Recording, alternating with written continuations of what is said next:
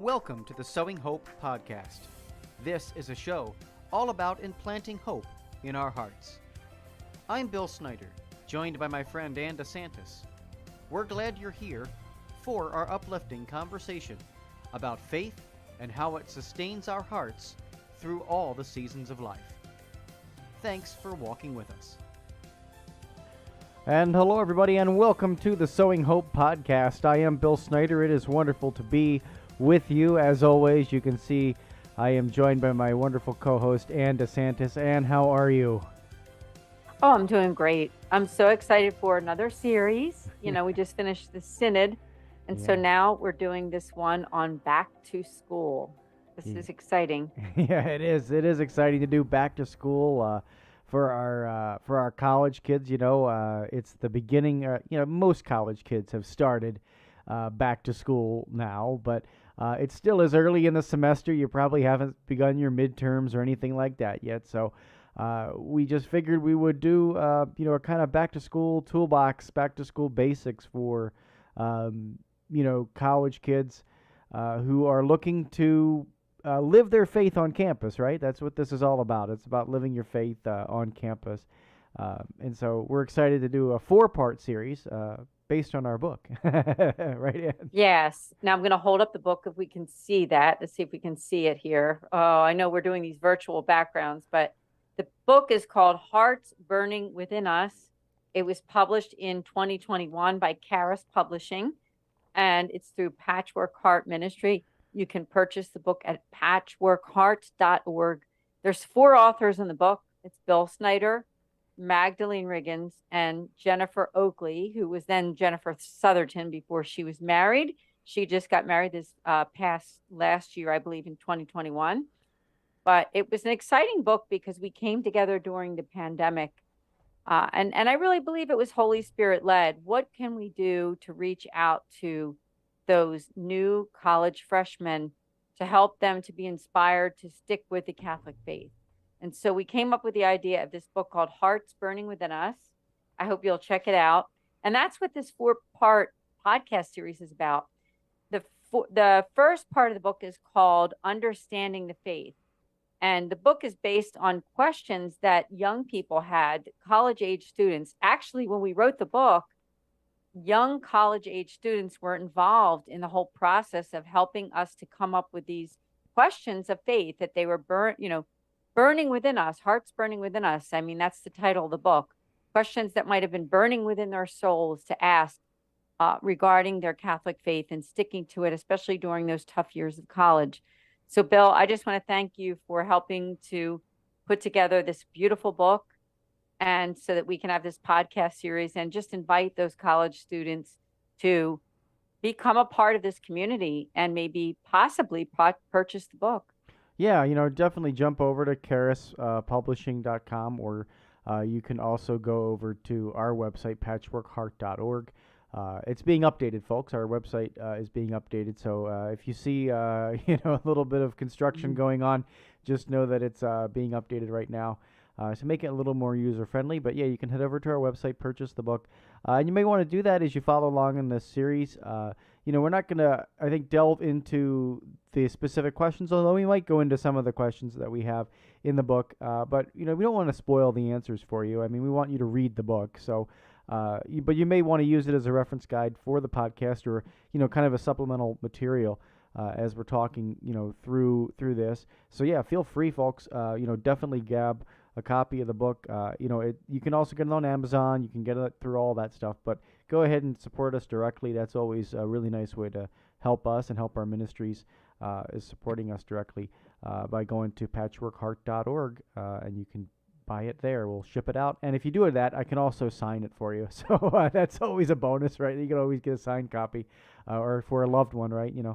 Maybe you're a mom or a dad or a grandparent watching the show on YouTube and saying, hey, you know what, this is going to be a good thing for my grandson or granddaughter to get, or my son or my daughter to get as they go off to school here for the first time. I think we targeted the audience when we were doing the book, and for those going off to college, right? Like it was at senior age, like, senior and high school age, freshman, sophomore. That's kind of the early college was what we kind of targeted it for, because we really wanted kids to have something to grasp onto as they went off. So yeah, understanding the faith is tonight's topic, and then we'll go through the four areas of the book that we ended up coming up with in the table of contents. That's right. When Bill, you did a great job with that intro. Now, may I read, because I think it's so beautifully written. On the back cover of the book is a description of the book. And Bill, when he created a commercial, like an ad for the book, it's that beginning paragraph that really describes what this book is all about. And it says that over 2,000 years ago, two disillusioned disciples walked along a dusty road to Emmaus. They had just witnessed Jesus, their friend and leader, whom they hoped to be the Messiah, suffer a gruesome death by crucifixion. Doubt, fear, and uncertainty clouded their conversation as they journeyed home, questioning the future, until something miraculous happened. The risen Jesus appeared and answered their questions. Bill, let's start with that. You did a beautiful job on that. And every time I hear the commercial for the book, I say, wow, isn't that really what this book is all about? Yeah, for certain. When you talk about questions, I think Emmaus is really that spot, right? Where questions were answered. That walk, that journey from back to Emmaus, and I think when you encounter this story, you can't help but recognize that the Holy Spirit is present. Jesus himself is present. He says, wherever two or three of you are gathered, I am with you, right? And that's just what he says. And so when we look at that, there can be a powerful, holy conversation in our line of questioning, right? And so when we get together and we seek the Lord shows up. And that right there, I believe, Anne, is where we can start with this book and where we can start with this podcast conversation, because Jesus shows up. And he's going to show up in your holy conversations as you, as college students, have them. As you question, as you dive into the faith, Jesus will show up, and he will give you what you need to grow in more relationship with him, in a deeper relationship with him. So, I think that's where my heart is when I wrote the book. It was, let's really journey and let's really ask the questions that are on our hearts, because we have them. We all have them. I still have them. I know, Anne, you still have questions about the Catholic faith. We never grow tired of asking questions and questioning, and Jesus meets us in that conversation. Yeah, I agree with you completely. I love what you just said, that, we're never done learning. I'm 57. I'm not afraid to talk about my age, because I think, none of us is getting younger, are we? So, and age helps us, hopefully, if we're going in the right direction, age helps us to be more intelligent in terms of who we are and what God's plan is for us. And wisdom, right? We all want to learn to grow in wisdom. Now, I'm looking at one of the chapters underneath this section of understanding the faith. And I think, Bill, I honestly think this is one of our best chapters. It's called, Why Does God Permit Bad Things in Our World? And that's chapter 5 of the book. And it says, it really comes down to love. I know that sounds silly, but you cannot force someone to love you, and neither can God. God gave us free will, hoping that we would freely choose to love him. The good news is we can choose to love him, and the bad news is we can choose not to love him. If God created us without free will, love simply would not exist.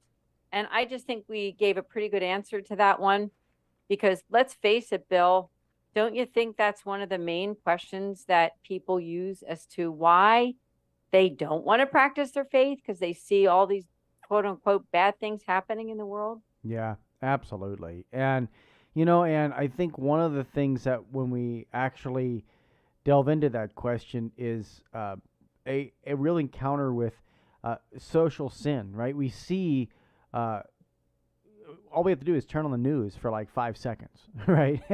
And we see, stuff blowing up and going crazy in the world, right? It just happens.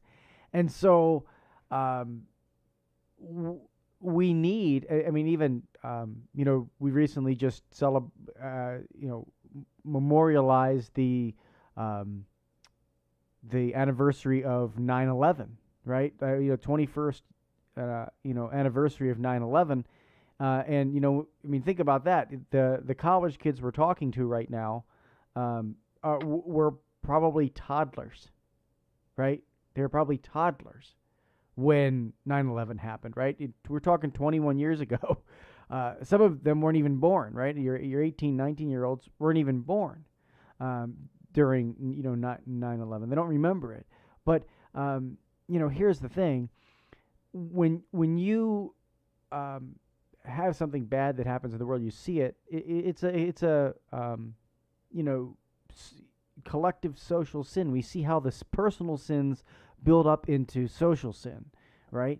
And that's confusing for a lot of young people. That's confusing for a lot of people who say, "Hey, wait a minute. If I'm a good person, why is all these things happening in the world that are not good?" And we have to look at that. We have to address that.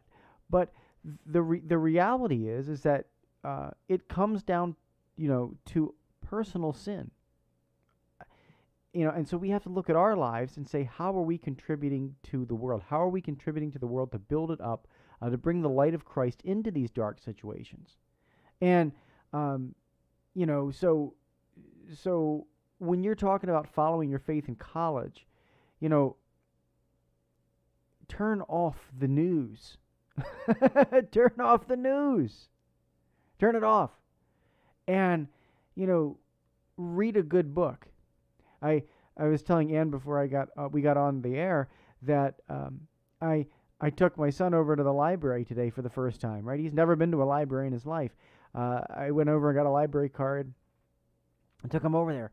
Like, it was so quiet, so peaceful, so wonderful. People were so kind, and the librarian was so kind, and she was explaining all the different activities and the things that they have. Like, there's still kindness. There's still, good places to go. Turn off the noise and focus on your faith. Focus on what is true, good, and beautiful, and you will, seek your faith. But you begin to understand it more. When you shut down all the noise that's surrounding you, because Satan loves to just distract us, right? He loves to distract us from understanding our faith. He can put all these shiny worldly objects in our path to say, you don't have to follow this, you don't have to do this, you don't have to, you can do that later. You can do that later. Don't worry about that. You got time to develop your faith. When you're like 80, you can do that. I promise. And some of us don't make it to 80. So we really need to, seize the moment. And you're never, ever, ever too young to follow your faith and grow in that understanding and deepening of it. Yeah, that's right. Thanks for sharing what you said too about going to the library. I mean, that is a great memory for me with my two daughters who I did homeschool, which I've talked about on other podcasts. But, as you said, there's still goodness in the world. There's still wholesome activities that you can do with your children. And may I suggest that for those people who are either college students or parents of college students, there's also still good things for college age and late teens, early 20s. It's not all about just partying and having a great time and getting drunk and doing whatever you want. I mean, these are things that we address in our book because, there is such a thing as sin. And a lot of times people go through college and they get involved in some of those things and honestly, I think they're the things that we look back on our lives and say, I should have never done that. I should have never partied so much. I should have never, you know, I'm going to say it bluntly, I should have never given myself before marriage or something like that, you know? So there's all kinds of things and regrets that people have. And when you realize that there's wholesome and good activities that you can do, even no matter what your age is. So even if you are in that college frame, you can choose faith. You can choose to still stick with going to mass. You can stick with still praying and still remembering what you were taught as a child. I also want to address one of the chapters underneath that special section that we're talking about tonight under understanding the faith. It's in chapter 11, and I thought it was a really interesting chapter. And the chapter itself is the Catholic stand on the death penalty. And I commend Bill, because I believe that, Bill, you were the one that kind of like brought this one to life. And it says that, what does the church believe about the death penalty? It is purely wrong to end another human's life, or is it circumstantial? And one of the things, I'm not going to read the whole thing because there's a lot to read there. It says that in 2018, at the direction of Pope Francis, the church updated the catechism to reflect a new teaching on the death penalty and making it inadmissible in every circumstance. This update has deepened the church's teaching on the practice. So let's unpack that a little bit, Bill. That was a pretty big deal, and I'm so glad that you were the one that brought that to life in the book. Yeah, it is a topic where, when we look at life issues, and we look at all the life issues in the book, I want to be very, very clear about that. I mean, there were a great concern from young people about the life issues. Catholic young people are looking at the issues of life.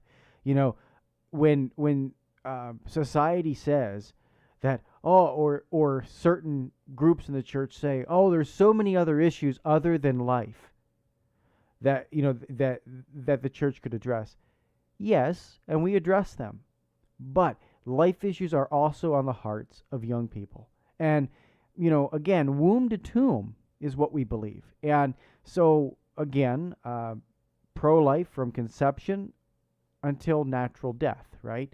That's what we're talking about. And so when Pope Francis in 2018 updated the Catechism of the Catholic Church to talk on the death penalty,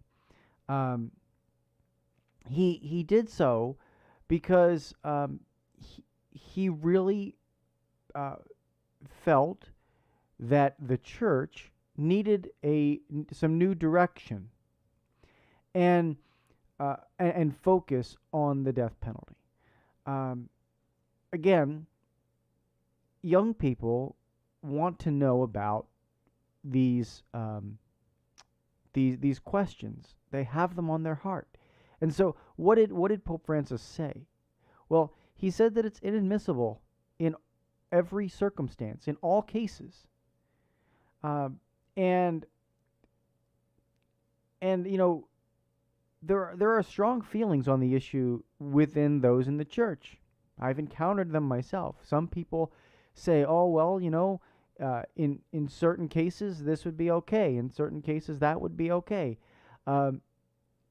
Well, it's not about what you necessarily like.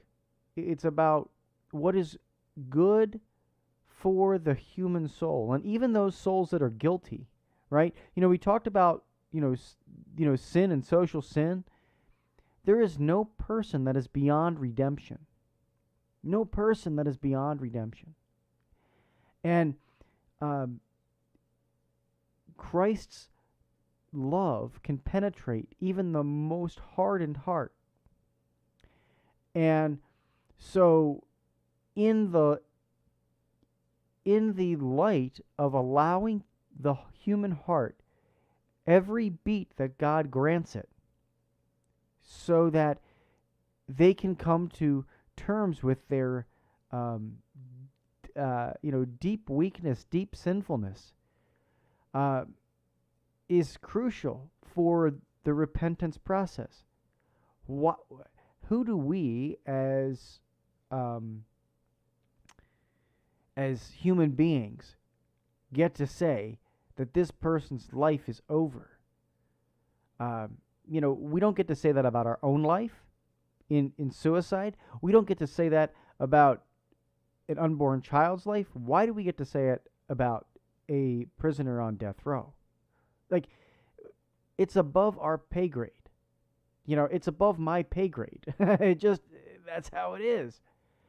And the church and Pope Francis has recognized this. Now, were there issues back in different times with the safety of innocent life?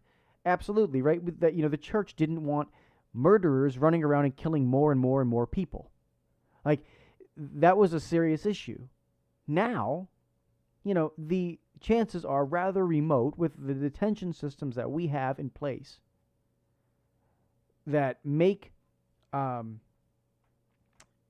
the death penalty inadmissible, right? Like, death row prisoners aren't escaping. Murderers aren't escaping at a rate where it's putting innocent life at risk. Now, if that was to return or come back in some way, the church may need to re-examine the teaching. But, and that's exactly what Pope Francis says, actually, in his teaching, and it's in the book. He says, there was a time when detention systems were not the way they are today, and the church, could have seen a necessity for this. But that's not the case anymore. So the church moves with the Holy Spirit and moves with the time and updates that. And so, again, this was on young people's hearts. These were not questions that were on our hearts to answer. We didn't come up with one question in this book. They were all on the young people. And so young people want to know these questions: abortion, death penalty, euthanasia, suicide, all of it. Like, it's all in the book, and they all want to know what it is. Yeah, good job, Bill. And I really think that the questions in our book, they're amazing questions. I'm just going to read a few just so that people who are thinking, I think I might want to buy this book. Again, it's called Hearts Burning Within Us, Answers to Burning Questions from Catholic College Students. And it's a real life book with those burning questions because they were not from us, they were from college students. So some of those other ones are Guided Interpretation of Biblical Languages, Denominational versus Catholic Bibles, Marriage versus Procreation, for procreation versus infertility, Catholic stand on death penalty, explaining why deacons can marry. That's just some. Another one that we came up with and that the students came up with was, what about purgatory? And I thought that was another interesting one. And it says, if you're looking for an explicit mention of purgatory, you'll not find it in the Bible. However, there are several references to a place of purgation throughout both the Old and New Testaments. Here are a couple examples, and then, of course, we give those examples, and I won't read them. But, Bill, let's talk about it. Purgatory, Ed. Yeah. Again, it surprises me when you ask questions. And there was somebody we were talking to who gave us a wonderful review on the book on Amazon, and he was saying, why are these questions in the book that maybe, they could be maybe a little hard hitting or a little more hard hitting, or they could be a little bit more, directed toward, catechesis. And I just said, absolutely, but these were not questions coming from us. They were questions coming from the hearts of young people. And so, yeah, I absolutely agree with you. Some of the questions in here are like, hey, wait a minute, why are we answering these? Like, church use on marijuana, and or can Christians use marijuana and stuff like that? Yeah, they're not my questions. So when it comes to purgatory, again, I was surprised, I think, to be answering this one. I don't think young people today are sitting there, at home thinking about purgatory, but clearly they are, right? They're clearly thinking about these things. And so when you look at purgatory, it's a really simple, and first of all, I will preface this by saying one of my dear friends in ministry, Susan Tassoni, is the purgatory lady. She is the foremost authority in the church, has had 2 audiences with John Paul II, and very good friends. So if you're looking for more on purgatory, like you want a full episode of that, search on Young Catholics Respond on the podcast feed. because you will find some interviews that I have done. I think I've done 3 or 4 interviews with Susan Tassoni, and she is amazing, amazing person. But to sum up purgatory in the time that we have, it's just really simple. I want to say that you know we have a couple different issues when it comes to sin, right? Again, we go back to sin. When we sin, we rupture our relationship with God if it's a mortal sin, right? So imagine throwing the rock through a window, right? Like you chuck the rock through the window. What happens? It breaks the window. Well, now you're in serious sin, and you can't get into heaven unless you have sealed up windows. So what have you done? You've broken your neighbor's window on purpose. You threw a rock through it.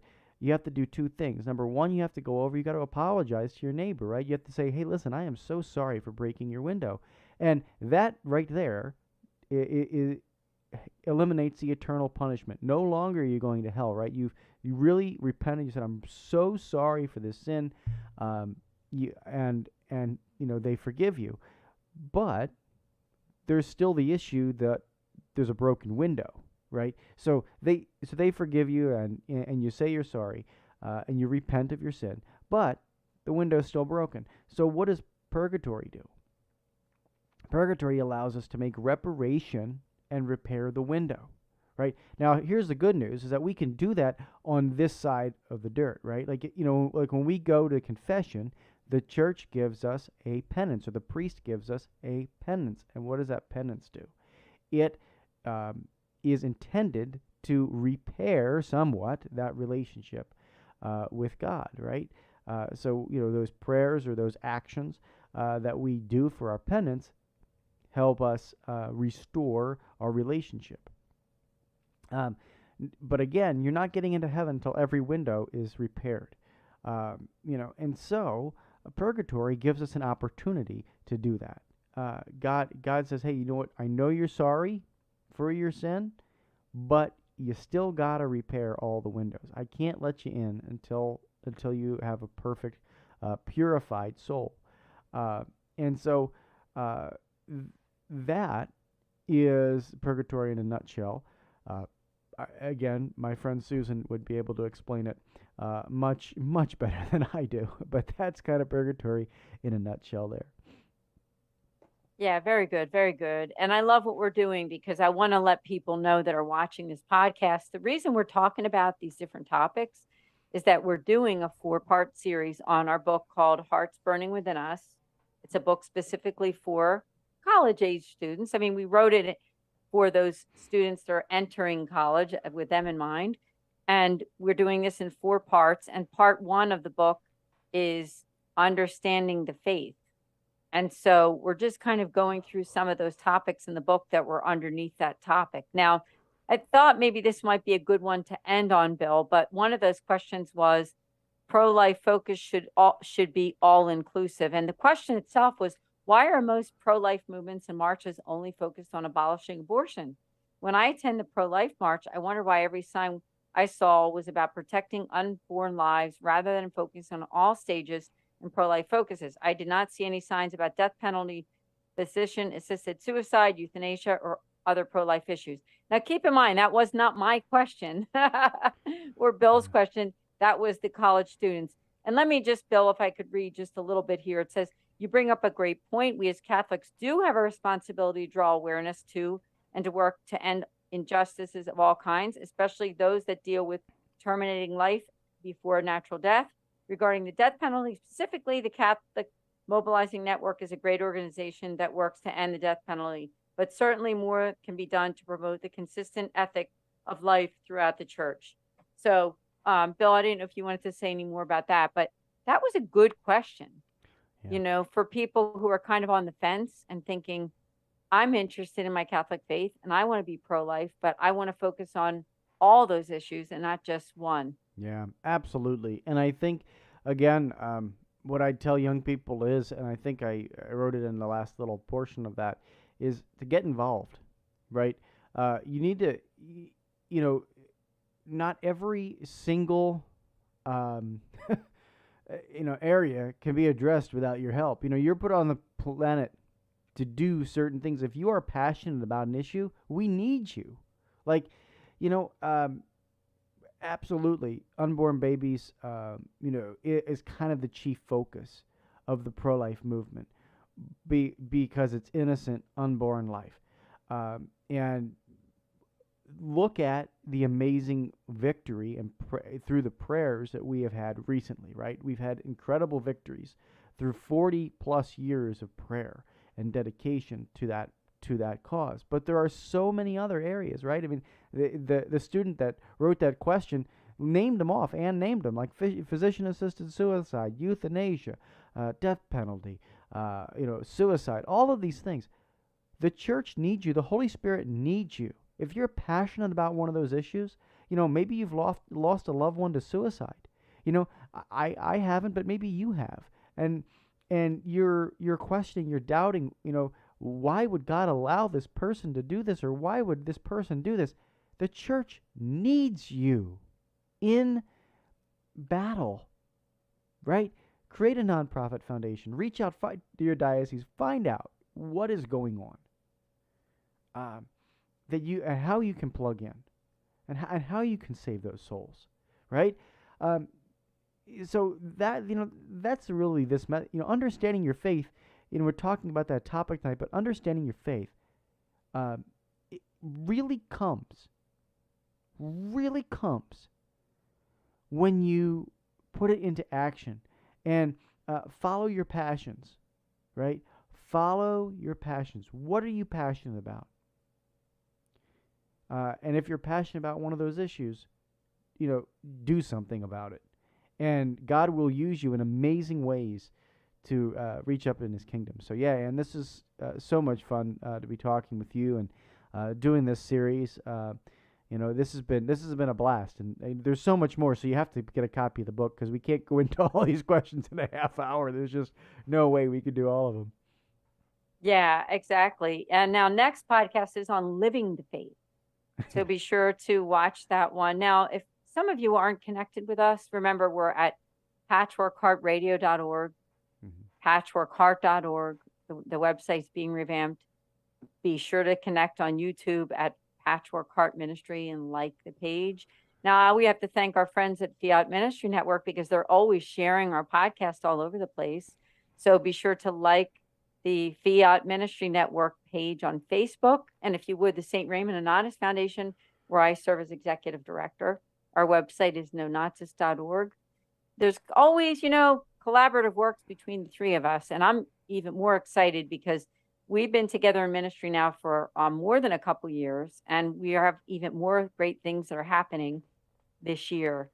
Can I mention one thing, because I think it's important to mention, is that we have a Eucharistic Summit coming up at the end of December of 2022, December 6th, 7th, and 8th. We have wonderful speakers that are going to be on this Eucharistic Summit, such as Bishop William Byrne of the Diocese of Springfield, Massachusetts, and Gary Zimak, Allison Gingras, and so many others.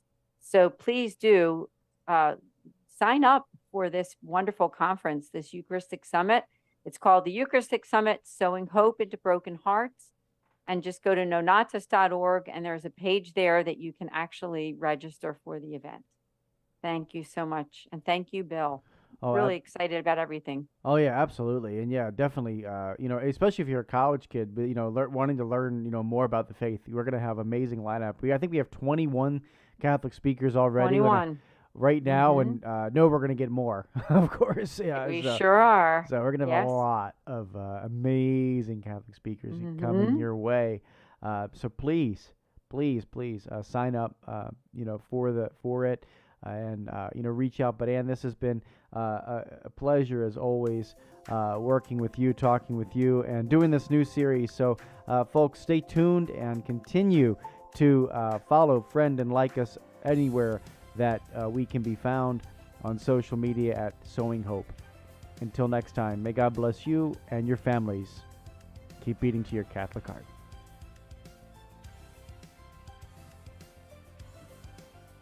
Thanks for listening to this episode of Sowing Hope on Patchwork Heart Radio. For more information about this podcast and our ministries, visit our websites, patchworkheart.org and andesantis.com. You can also follow and interact with us on Twitter at PWH Ministry or Andy Santis 2.